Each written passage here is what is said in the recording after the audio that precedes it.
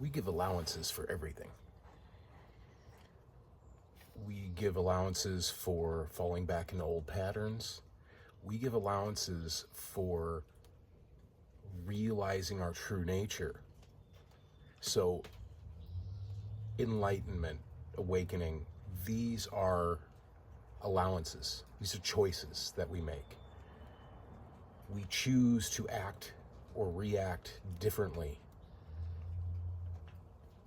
And we create words, titles, bubblegum spirituality to justify our actions. But the reality is it's just a choice. Looking for source is just a choice. It's something we want to encounter because it's been pulling at us our entire life. So once you have like a beginning awakening type situation, maybe you did mushrooms, DMT, maybe you just had a profound experience in meditation, you can start looking back and realize that you've been doing this your entire life. You've always had your eye on the prize. And then the prize comes and you realize it's not a prize, it's just a state of being. So all things start off with small steps. Maybe you decide that you want to be healthier. So you change your diet, you allow that, you begin to exercise, you increase those exercises, and you go further into it and further into it. Little tiny steps. Spirituality is the same thing. Because if you're watching this video, you're not religious, you're spiritual. You don't subscribe to a particular notion of what God should look like. But you also know that you sort of need a type of catalyst to bring that about. So maybe you study Jesus, maybe you study Buddha, maybe you study Lao Tzu, or Ramana Maharishi, Muji, Satguru, whoever, and you create a belief about it. And then that belief turns into a knowing, and that's when you can step out of that. Take that first little baby step out of the religious practice and incorporate it into your daily life as a spiritual practice. All the gurus, all the gods, all the divine entities that we've encountered in this existence are just fingers pointing in a direction. That's the path. Take it or don't. And it's hard. It's very difficult because you're quote unquote fighting an ego that has maintained its patriarchy over the self for points of survival.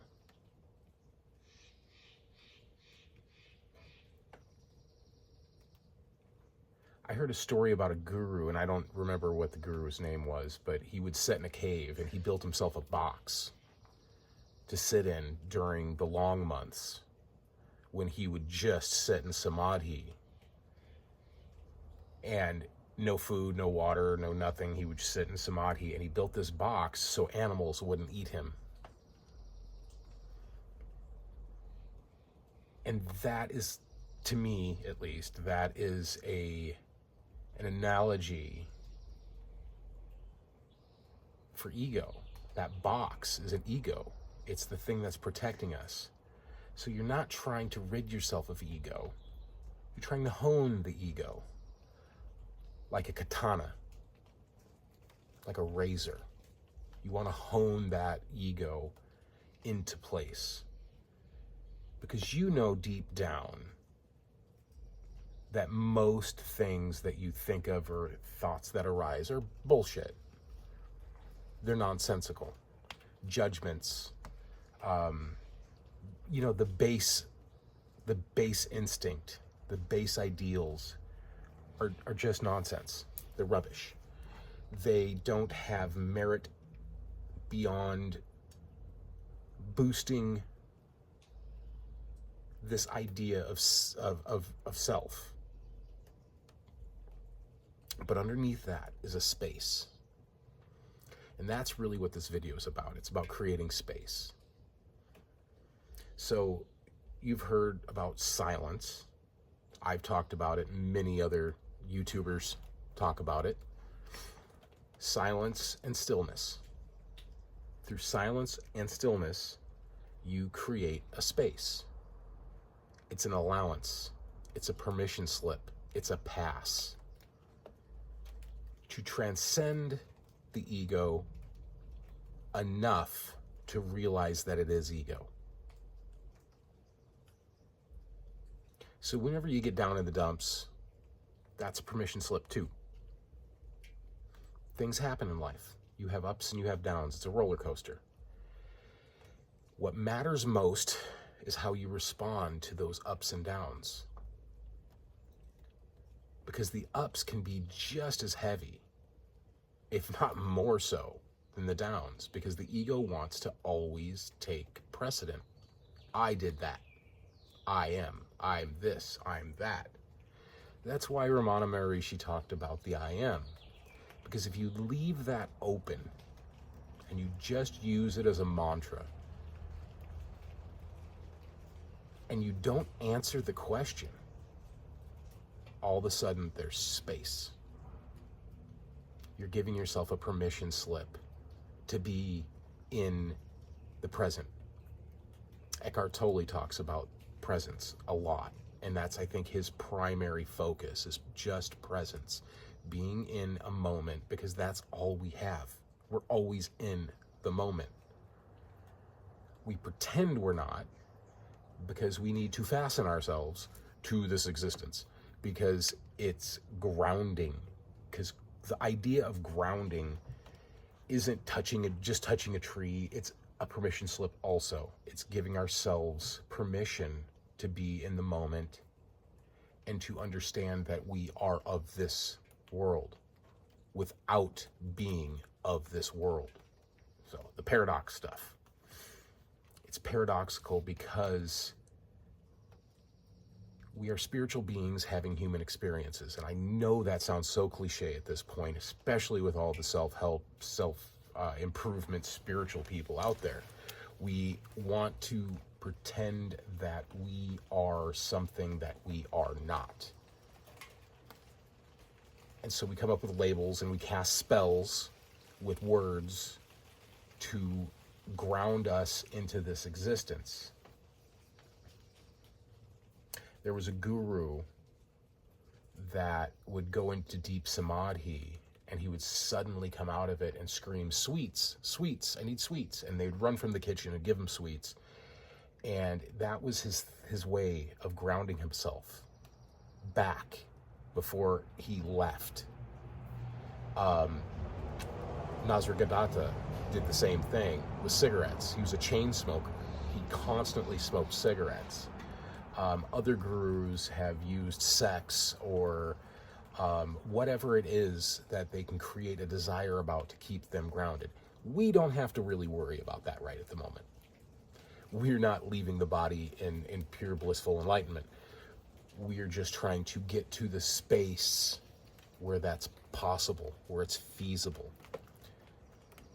So healthy grounding would be touching a tree, taking your shoes off, walking through the grass, going in the ocean, going in a lake, going in a river. Water is very grounding. Taking a shower, holding onto the shower head.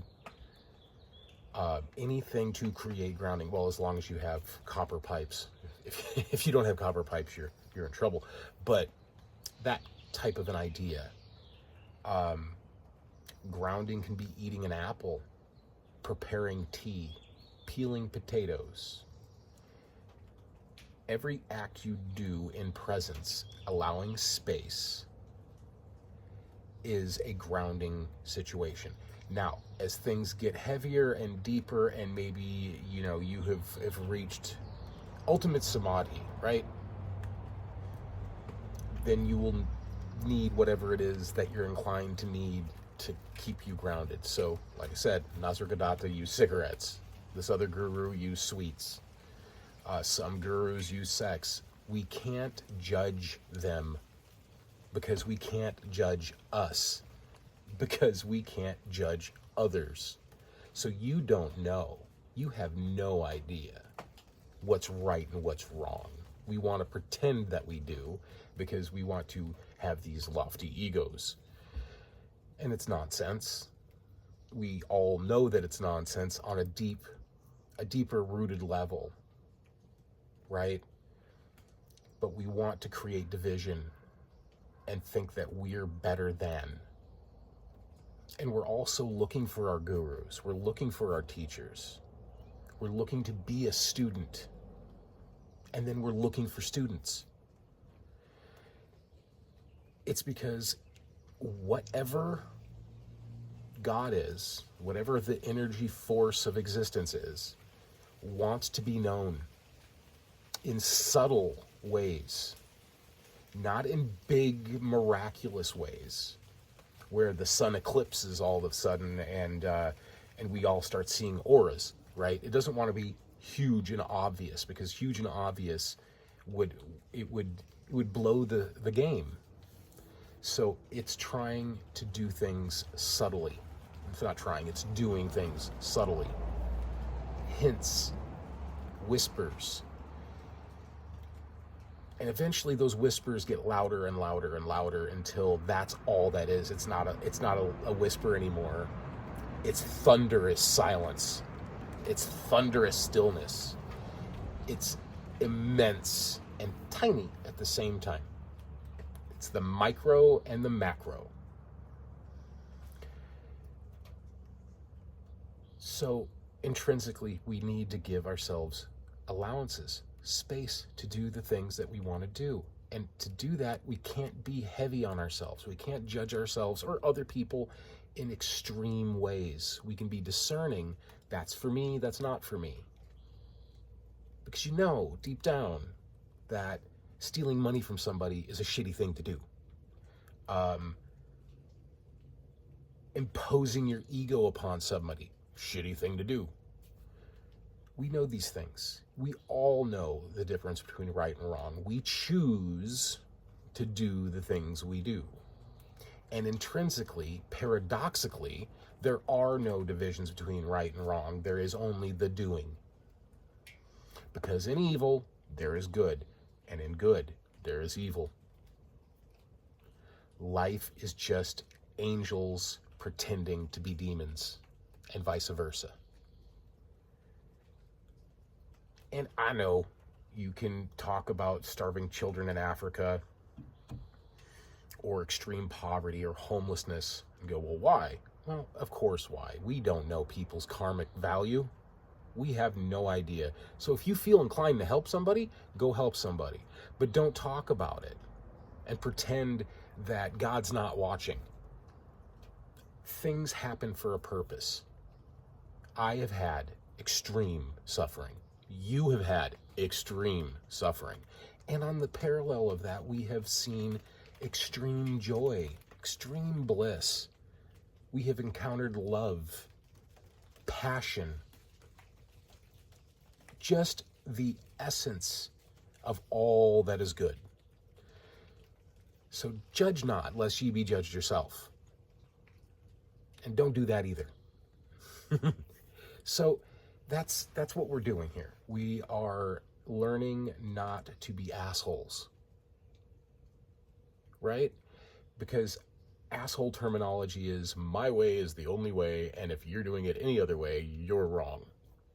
That's an asshole. And there's nothing wrong with the asshole. We need assholes. We need assholes to create enough division to where it's not super duper easy to find source or to go into the true self, the higher version of the soul experience. It can't be easy. If it was easy, everybody would do it, and then the gig is up, right? Or the jig is up, whatever the the saying is. But you get me. It can't be easy. It has to be a little paradoxical. It has to be the way it is. If it wasn't, we wouldn't appreciate it. And then when we find it, we wouldn't go, fuck. That was it. Damn it. I knew it the whole time. Right? I was pretending I didn't know it. What the shit? That's that. That's the depth of reality. I remember early on in my experiences, this phrase would come, and it was, question the nature of reality. And I didn't understand that for the longest time. But then it started coming. And it didn't come in sentences and paragraphs. It came in waves of energetic understanding. And that's what it does for you too. We take these images and these energies and we put words to them, and it never really works out. That's why people that do, like, say, psilocybin or DMT or MDMA or whatever drug that it is that thins the veil, that's why they can never really explain the experience they had, because it's beyond words. It's nothing of this world. It's not something that you can just put a label on and stick. So that's why there'll never be an end to gurus. There'll never be an end to scientists. There'll never be an end to engineers, because it just keeps blossoming. I mean, what are you going to do when suddenly we don't need cars anymore because we're teleporting? Well, explain that. Explain this idea of teleportation. It means that we are not real. We are beings of energy, vibration, and frequency. And when you learn that, when you can feel that, that's when everything blossoms. A lotus comes from the mud. It blooms. This beautiful flower comes from the most disturbing areas, because it's full of nutrients. Your most disturbing areas are full of nutrients. Your suffering is the key. Go into your pain. It hurts like hell, but it's necessary. And it's kind of beautiful when you do it, because you realize you are not the thing that's experiencing the suffering. You are the suffering experiencing the thing. And that'll make sense when it makes sense. So don't get too caught up on it. But it's the pass. It's the allowance. It's seeing the suffering and looking at it in other ways. You don't need to look at it negatively. You don't need to look at it positively. You need to find the balance in between. So it's like the yin-yang symbol. This is the good and the bad. This is the bad and the good. This is the bad. This is the good. This is the line in between. Go to that place. That's where the space is. And if you're not familiar with this stuff, it's going to sound absolutely insane. My liberation is in my suffering? Yeah, it is. It really, really is. It's the things that you've held on to your whole life, the traumas, the pains that you've endured, are the place you need to go. And I feel for you, because it's going to be heavy. It's going to hurt a lot. And then it's not. That hurt transforms into blissful understanding.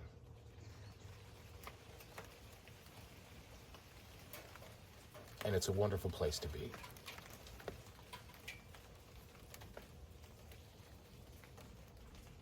And in that place, you start seeing God in the smiles of children, in a squirrel running down a tree, in a flower blooming before your eyes. You start to see the patterns. And when they reveal themselves, it gets easy. And you realize It's been easy the whole time. I'm the one who chose to make it hard.